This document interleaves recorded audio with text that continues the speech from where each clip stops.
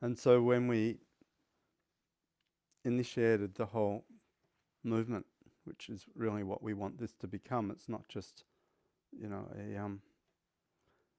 an isolated initiative. We want this to be a actual shift in culture within cybersecurity, where mental health is recognized as important a contributor to the resilience of organizations as is the technical side or the management or the process side. I mean, this is really something that we want to ingrain within the cultures that are supporting the cyber teams.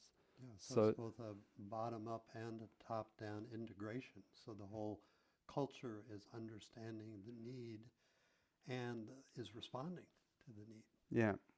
So it's about nurturing and protecting our defenders, and it's about building the community where resilience means more than just, is my network safe?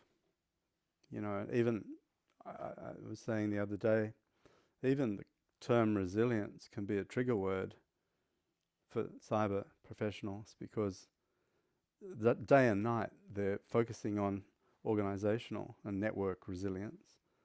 And we come in and say, well, we're going to help you with your emotional and cognitive resilience.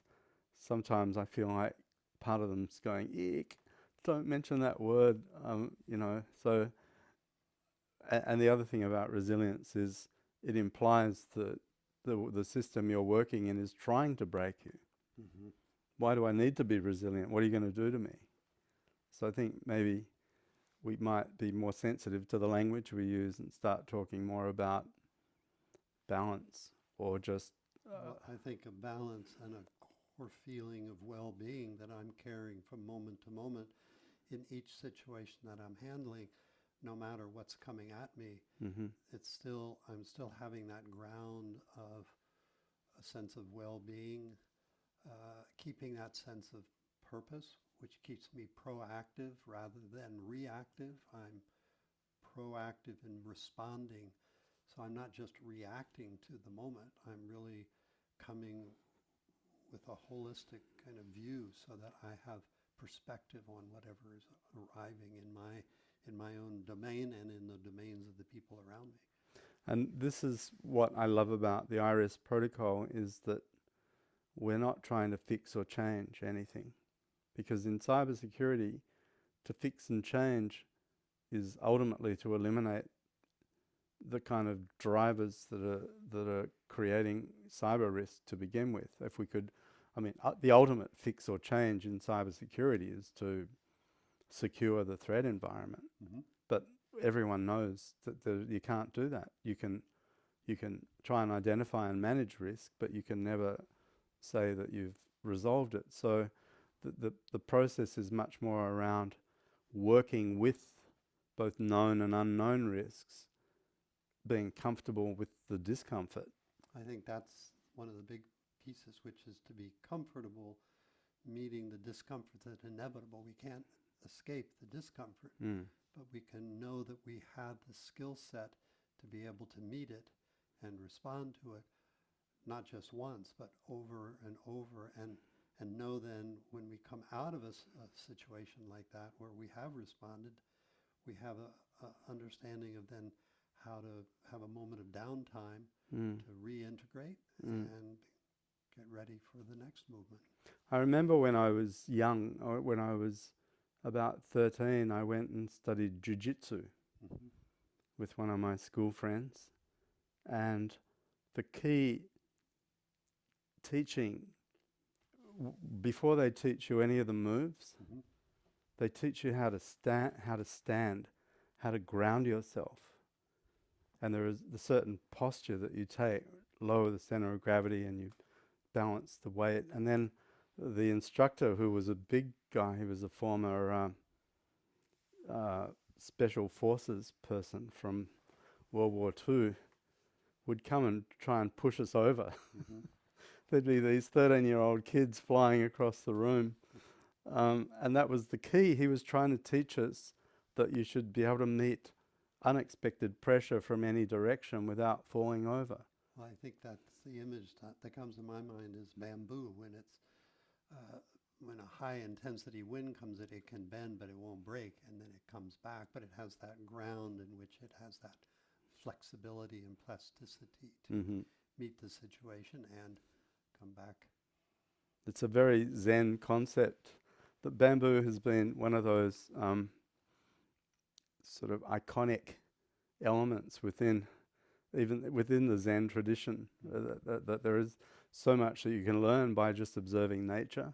I mean, if we're talking about resilience, that goes to the point that the structures which survive forces that may be, well, beyond what their normal capacity to otherwise resist, um, is their capacity to bend and then to return to the original shape, and that is in fact the engineering definition of resilience as a structure. I'm also thinking that, say, after an event, I'm going home. I want to be able to get a good night's sleep. I want to be able to rest and integrate so that in the morning I come back with that sense of resilience, that sense of purpose, that sense of vitality and well-being.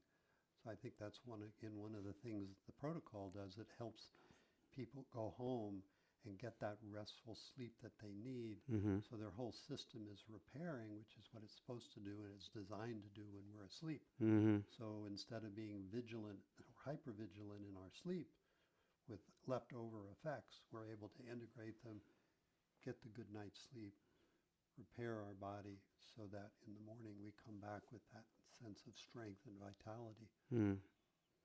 Yeah, I think the pursuit of, or at least the rediscovery of that point of equilibrium is really the key to this.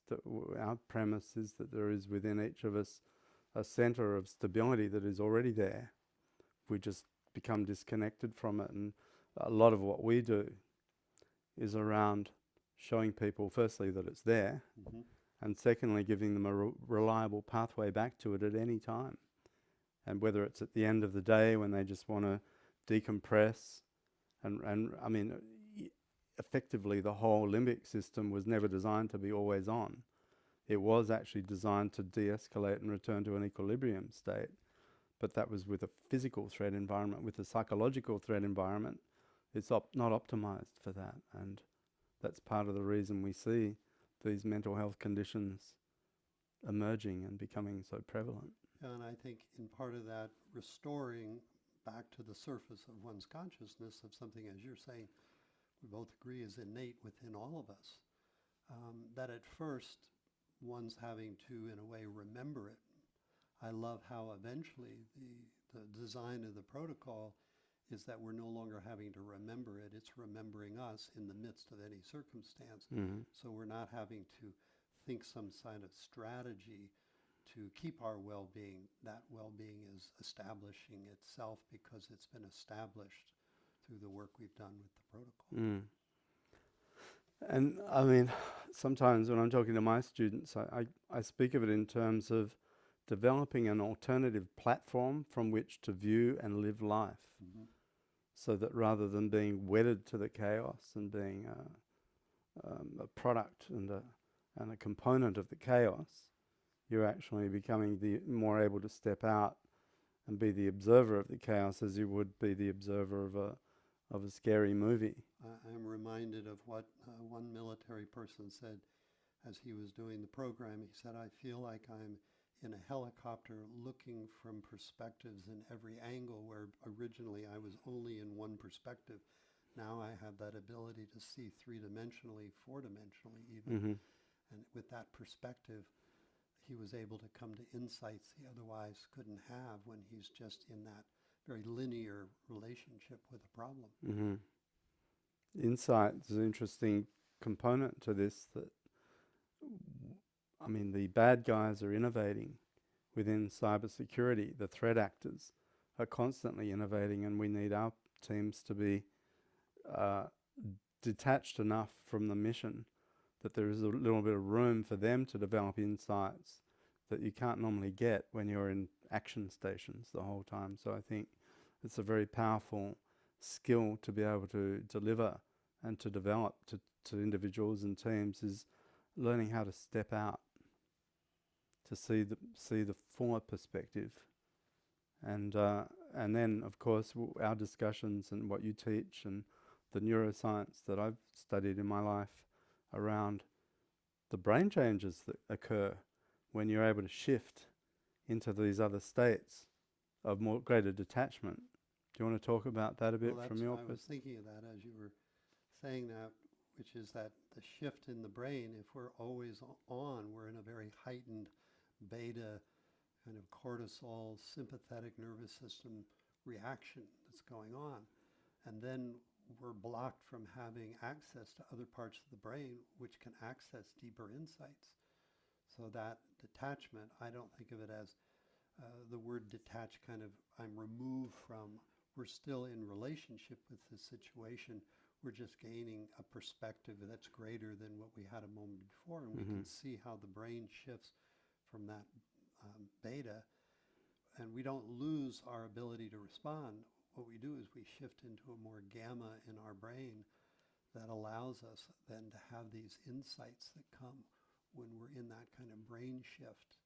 And so we're able then to move back and forth between these brain states that are allowing us to respond, see perspective, respond, see perspective, respond, and not just be in relationship with the problem that we're facing, but with the community of our peers who are also working with the situation. So we're all in a way working together in a very high order level. I remember having those glimpses in these high gamma states where you feel like you've almost developed 360-degree vision, Mm-hmm. that you can see all sides of the problem at once. It's a pretty phenomenal state. You often only get it in little flashes, but often that's all you need. I mean, that's really the flash of insight. Well, I liken it going to a museum where there's a beautiful statue of art and we can look at it from front on, but it's only when we walk around it and gaze it from the different angles that we can appreciate the beauty that is in the statue from all these different angles. And I think that that's what we're trying to help people do in these situations, is be able to walk around and view it from these different angles and see things that they otherwise were missing. Mm-hmm. The other part I thought we might touch on is the impact on the team environment and the morale of the teams. That one of the first casualties of a breach situation is typically that the team will feel under scrutiny, Mm-hmm. and if team members leave because of the context of the attacks or the consequences, that then impacts on the morale of the remaining members of the team. Uh, it's, I mean, the work that you've done with the military, I think, is so instructive in validating for us the relevance of the iRest protocol for cybersecurity, because there are such strong parallels around things like team cohesion, team support. No one left behind Mm-hmm. is a big part of our narrative. Everyone's coming with us. We don't leave anyone behind. And if they're falling, we see that, we pick them up and we carry them with us, and we heal them through that process of understanding, respect, empathy, and compassion. I think are big drivers. We don't usually use those words within corporate culture, Mm-hmm. but I got to tell you, when I talk to CISOs now, the thing that comes out all the time is how much they care for their teams and how much it affects them emotionally if they see team members that are falling Well, I down. was thinking, going back to the neuroscience, what we know is when people are too overstretched, they go over the threshold of stress. So they're again in that beta cortisol sympathetic response. We lose our ability to hear and listen. Mm-hmm. And we often lose our ability to speak in such a way that other people can hear us. Mm-hmm. So as you're saying, if we can shift through the program, through the protocol, and into these states of a heightened sense of well-being, even though we're under a tremendous stress, we can keep that sense of listening to one another Mm-hmm. and speaking in such a way that it's respectful. So then that fosters that sense of group cohesion and that sense of all working together to solve a common problem. Mm-hmm. And then in a macro sense, as we build out our community, we're bringing in all the teams that have done the work within our ecosystem. Everyone begins to see that this is not an isolated case that they're in, that everyone's in the same boat, and that you start to develop a new understanding of what working in cybersecurity means, and also importantly to nurture and protect and to build the coping strategies in the people that are coming into cybersecurity, that we won't forget them, that we want to equip them with the skills and the capacity to work with this environment without becoming a victim to it. No, we want it to, as you say, going in, so right at the very beginning, people are acquiring those skills, then continuing to nourish them, and to be able to meet the stress that somebody might be in or a group team is in when they're in it, and be able to help them decompress from it and move through it so they come back again with that sense of vitality. An image that came to me as you were talking is often I think people can feel like they're isolated in their own little islands, and so you might have a group but it's little islands, whereas what we're wanting to do is create an environment where it's actually one island with everybody in there responding to one another, working together, not just feeling isolated in their own pods. Yeah, that's the key. I mean, it's still a relatively small industry, although they're performing critically important roles. I think in those circumstances, the best thing we can do is go out there and show them that they are not alone and that they're not without support, and that we've got an amazing mechanism, a system that we're bringing now that's already delivering results. We've got a lot of partners that are really getting excited about being part of this, supporting it. The discussions in Washington, in DC last week were hugely encouraging for me, and I think you got some good insights into the cyber landscape, and were able to share from your background with the military. And I think, I said to someone today, it feels like it's green lights all the way. Yeah, I came away feeling thrilled to feel the support, to acknowledge, to see the acknowledgement of the problem, and that we are offering a solution that can meet the need.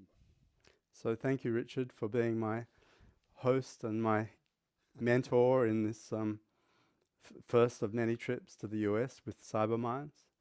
And we look forward to building the community here as well. And thank you for seeing the need and knowing that this is the solution. Yeah. well done. Well, thank you for watching. And Well, I'll give you one fist bump. okay, very good.